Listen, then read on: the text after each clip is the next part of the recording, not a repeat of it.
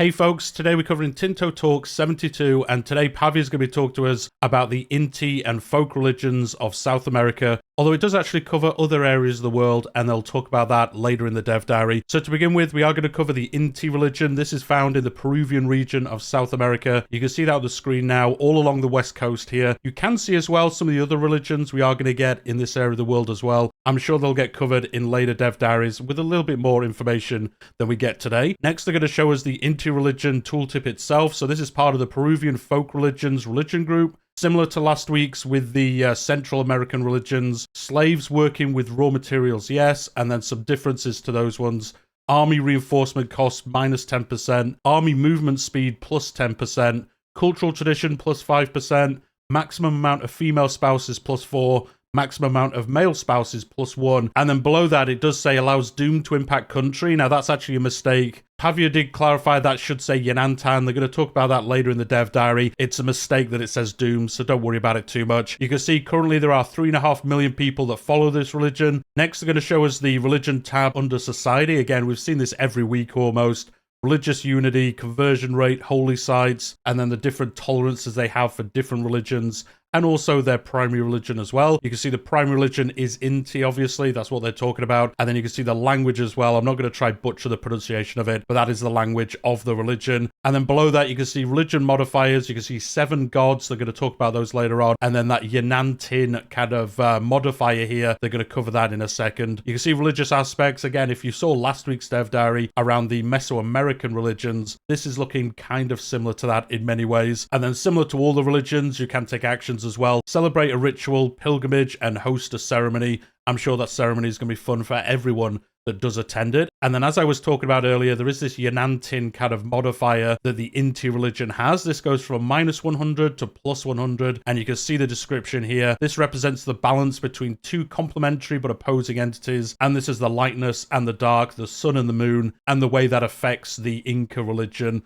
and the country as a whole, really. You can see in the next screenshot some more information around this. So currently with 0 Yanantin, you get monthly control 0.10%, monthly prestige 0.10. If we had above 0, we would get monthly legitimacy minus 0.5, monthly rebel growth 0.2%. This all scales as well. So like if you had plus 100 Yanantin, those numbers would get a lot bigger. And then next they're going to show what happens if you have below 0 Yanantin, and you can see here nobles, clergy, and burgher, estate satisfaction minus 5% for the equilibrium, but then peasants plus 80%. So the peasants love it. Everyone else not so big of a fan of it.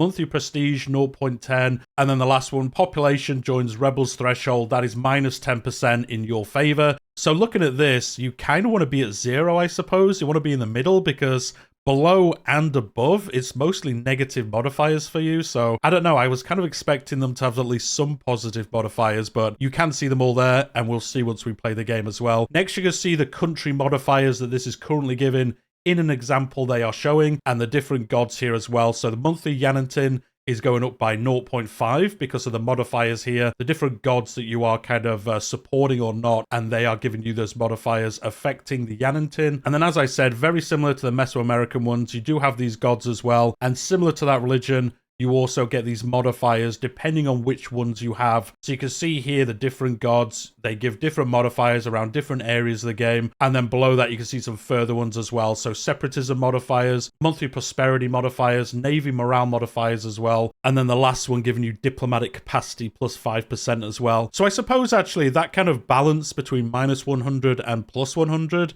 that mostly gives negative modifiers, because this is all around balancing, I suppose, the different gods here. So from the first one, they gave you less Yanantin. The later gods in those lists are giving plus Yanantin. So I guess it's kind of balancing them out, picking up the modifiers you want to kind of keep you as close to 0 as you can.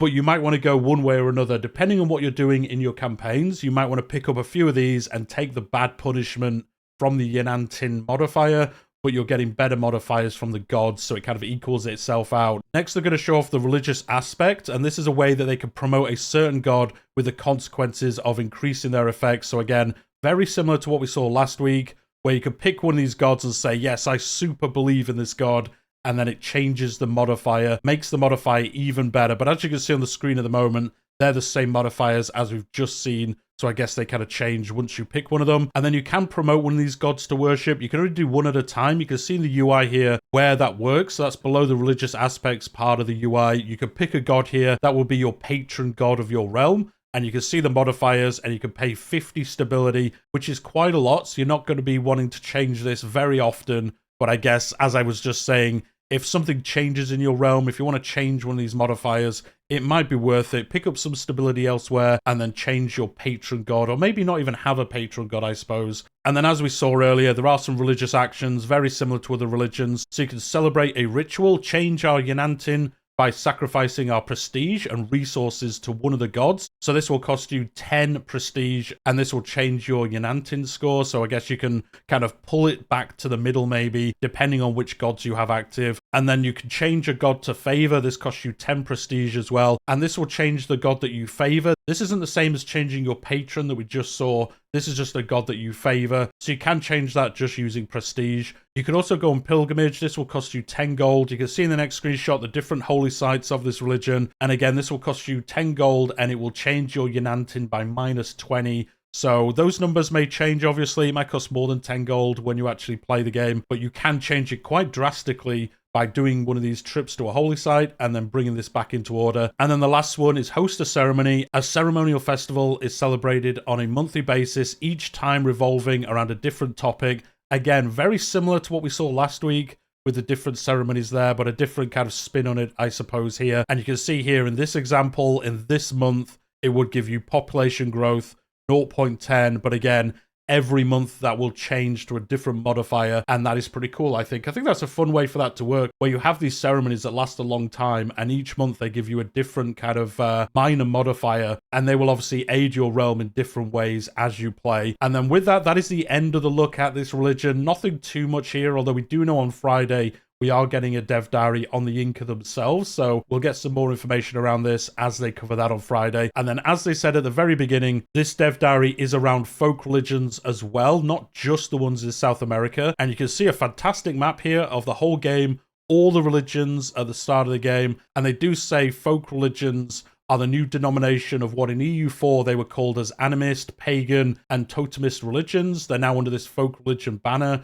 and you can see again, as I said, all the different religions here, not just those ones. You can see Catholicism, Orthodox, Tengrist, Hindu, all the different ones here. Really nice map here showing at the beginning how they are kind of spread out across the world. And then due to the huge amount of folk religions, they're going to focus on gods and religious aspects as building blocks for these religions. So I think for most of these, they're going to be relatively generic when the game is launched, but I wonder if in the future we'll get some DLC around these to kind of specialize some of the religions. As we've seen with the Inti one for mostly the Incas, that is a specialized version of these. We saw this last week with the Mesoamerican religions as well. There was one or two that they called out. They're going to have special mechanics, and the rest are going to be a little bit more generalized, and it looks like that is the same here. So what they're aiming for is some baseline gods based on spirits, which are based on natural forces, the wind, water, sun, fire, etc. And then they will have some main gods for the folk religious families. So as an example, they're going to show it here. The country of Benin, which worships one of these religions, has a number of deities to worship upon. And you can see that on the screen here. The primary religion, I'm not going to try pronounce it. Religious unity, conversion rate, holy sites. Again, all these numbers we've seen on all of them.